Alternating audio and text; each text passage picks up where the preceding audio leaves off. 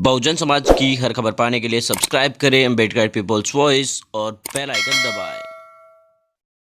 Hello friends, मैं उत्तराम रोलीर, आप देखना शुरू कर चुके हैं अम्बेडकर पीपल्स वॉइस। 2022 में विधानसभा के चुनाव है यूपी में, और इसको लेकर आपको बता दें कि तैयारियां तमाम राजनीतिक पार्टियां शुरू कर चुकी है, क्योंकि अब ज्यादा वक्त नहीं रह चुका है। 2020 जा चुका है, कोरोना वायरस में चला जाएगा। 21 एक साल ऐसा बचेगा कि जब चुनाव की पार्टी को तैयार भी करना है, खड़ा भी करना है, और उसके बाद 22 में चुनाव पैसे भी होने हैं। तो ऐसे हालातों को ध्यान में रखते हुए तमाम राजनीतिक पार्टियां अपनी अपनी बिसात बिछाने में जुटी हुई है। लेकिन दो राजनीतिक दल ऐसे हैं जिनकी एक ही चाल है, और वो उनके निशाने पर है बीएसपी अध्यक्ष मायावती जी। यानी कांग्रेस पार्टी और आजाद समाज पार्टी, दोनों ही पार्टियों के निशाने पर बहुजन समाज पार्टी की राष्ट्रीय अध्यक्ष मायावती जी। दोनों पार्टियों की जो चाल है वो सेम टू सेम चल रही है। आजाद समाज पार्टी हो या कांग्रेस पार्टी हो, दोनों ने मिल एक तरीके से आपको बता दें कि बीएसपी अध्यक्ष मायावती जी को टारगेट कर रखा है। बहुजन समाज पार्टी की सुप्रीमो मायावती जी को जिस तरीके से प्रियंका गांधी बीजेपी के प्रवक्ता या इस तरीके से बता रहे, उसी तरीके से आजाद समाज पार्टी से जुड़े हुए नेता भी जो लोग हैं वो भी आपको बता दें कि बीएसपी अध्यक्ष मायावती जी पर सवाल खड़े करें। ये अलग बात है कि बीएसपी अध्यक्ष मायावती जी को अब लोग कहते हैं कि वो नीचे सड़क पर नहीं चलती, एरोप्लेन में चलती है, और इस तरीके की बातें आती है। हालांकि आपको बताया कि आज कौन सा ऐसा नेता है, ऐसी जो नई सी पार्टी बनती है, छोटी सी पार्टी है, वो बनती है, वो भी 5-5 4-4 फॉर्च्यूनर लेकर घूमते हैं। तो बहुजन समाज पार्टी की राष्ट्रीय अध्यक्ष तो कम से कम 4 बार मुख्यमंत्री रही है।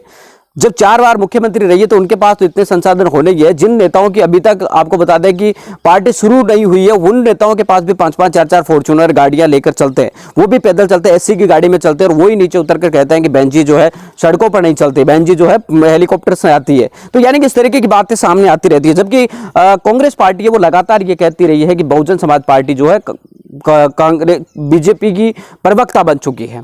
ऐसा क्यों है? इसका कारण यह है कि बहुजन समाज पार्टी का जो वोट बैंक है वो हमेशा से एससी को मजबूत वोट बैंक माना जाता है। उसके अलावा जो बाकी जो वोट बैंक उसके साथ जुड़ता है वो अलग है, जिसमें एससी में भी खास तौर से जाटव जो वोट बैंक है वो बहुजन समाज पार्टी का कोर वोटर माना जाता रहा है। लेकिन पिछले चुनाव में देखें तो इसमें काफी ज्यादा सेंध लगी है।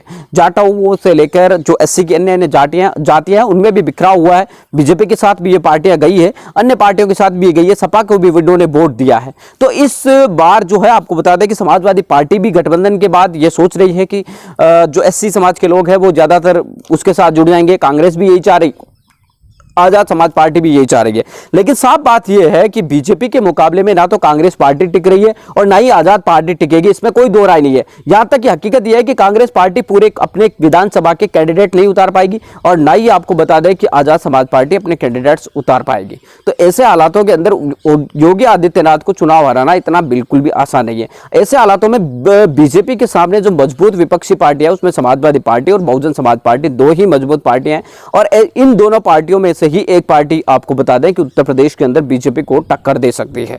तो इन समीकरणों में बहुजन समाज को या खास तौर से इस चीज को समझने की जरूरत है कि आखिर जो उनको किसके साथ जाने की जरूरत है, बसपा के साथ या सपा के साथ या कांग्रेस के साथ। लेकिन साफ तौर से यह है कि 90 के दशक 80 के दशक के बाद कांग्रेस पार्टी है उत्तर प्रदेश में विलुप्त हो चुकी है। कांग्रेस पार्टी जितनी हाव भाव करेगी, जितने कांग्रेस पार्टी के वोट पड़ेंगे, उतना ही बहुजन समाज पार्टी और समाजवादी पार्टी के लिए नुकसानदायक होगा। और ऐसा मैं नहीं कह रहा, बल्कि पिछले विधानसभा चुनाव के अंदर भी और अभी हाल ही में लोकसभा के चुनाव के अंदर भी इस चीज को साफ देखा गया है कि जितने वोट कांग्रेस पार्टी को मिलते हैं उतने ही वोटों से या उससे कम वोटों से ही बसपा और सपा के चुनाव कार्यकर्ता वहां से हारते और बीजेपी आराम से जीत जाती है। क्योंकि बहुजन समाज का जो वोट होता है वो तो सपा, बसपा, कांग्रेस और अन्य पार्टियों में बढ़ जाता है, जबकि बीजेपी का जो वोटर है वो एक तरफा उनके पक्ष में आता है, इस वजह से बीजेपी आराम से चुनाव निकाल लेती है और जीत जाती है। तो ऐसे हालात के अंदर बीएसपी अध्यक्ष मायावती जी क्या निर्णय लेती है, आगे क्या कुछ खास देखने को मिलता है, ये बहुत ज्यादा दिलचस्प होगा। क्योंकि 2022 के रणभेरी तो शुरू है एक तरीके से, और लगातार तमाम पार्टियां अपने अपनी गतिविधियों में अंजाम देने में जुटी हुई है। मिलेंगे इस नए वीडियो और अपडेटों के साथ, तब तक आपसे लेते विदा। लाइक कीजिए, कमेंट कीजिए, शेयर करना बिल्कुल ना भूलें। अगर आपको